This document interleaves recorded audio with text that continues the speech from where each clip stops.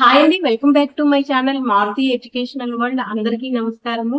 ఈ రోజు నేను బిఈడికి సంబంధించిన సబ్జెక్ట్ చైల్డ్ డెవలప్మెంట్ లోని వికాస సూత్రాల గురించి చెప్తున్నాను అనమాట. వికాస సూత్రాల్లోని నెంబర్ 1 సూత్రం, వికాస సూత్రం ఏంటి అని అంటే, వికాసం అన్నది ఒక పరస్పర చర్య.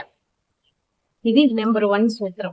అంటే వికాసం అన్నది ఒక పరస్పర చర్యలోని ముఖ్యమైన అంశాలు ఏంటి ఇప్పుడు చూద్దాం.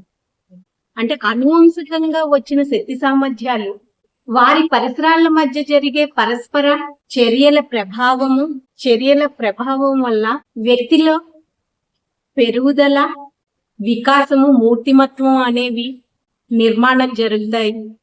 ఉదాహరణకి శిశువుకి వాడి తల్లిదండ్రుల నుంచి మంచి గాత్రం లభించినట్లయితే, దానికి సరైన శిక్షణ గాని తోడైతే మంచి గాయకుడుగా ఎదుగుతాడు. నిజమే కదా? ఇది వికాసం అన్నది ఒక పరస్పర చర్య. ఇది మొదటి సూత్రం. ఇంకా రెండో సూత్రం ఏంటి అని అంటే, వికాసం అన్నది అవిచ్ఛిన్నంగా కొనసాగుతుంది. అంటే వ్యక్తులలో ఫలదీకరణ చెందిన నాటి నుంచి అంటే చనిపోయే వరకు విరామం అనేది లేకుండా నిరంతరం వికాసం కొనసాగుతుంది.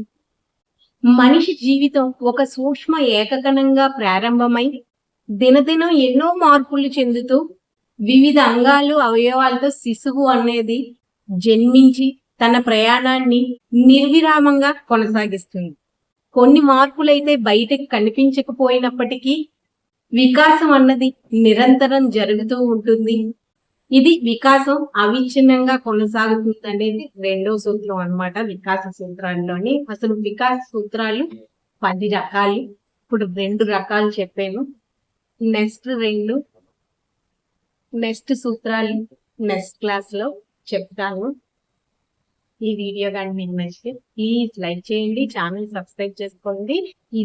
ఈ ఛానల్లో బిఈడికి సంబంధించిన ముఖ్యమైన టాపిక్స్ ఉంటాయి. అలాగే ఇంగ్లీష్ గ్రామర్ కి సంబంధించినవి కూడా ఉంటాయి. ఒకసారి ప్లేలిస్ట్ కానీ చెక్ చేస్తే మీకు సబ్జెక్ట్ వారి టాపిక్స్ ఉంటాయి. ఒకసారి చెక్ చేసి ఛానల్ సబ్స్క్రైబ్ చేసుకోవడం మర్చిపోకండి. Okay, thank you.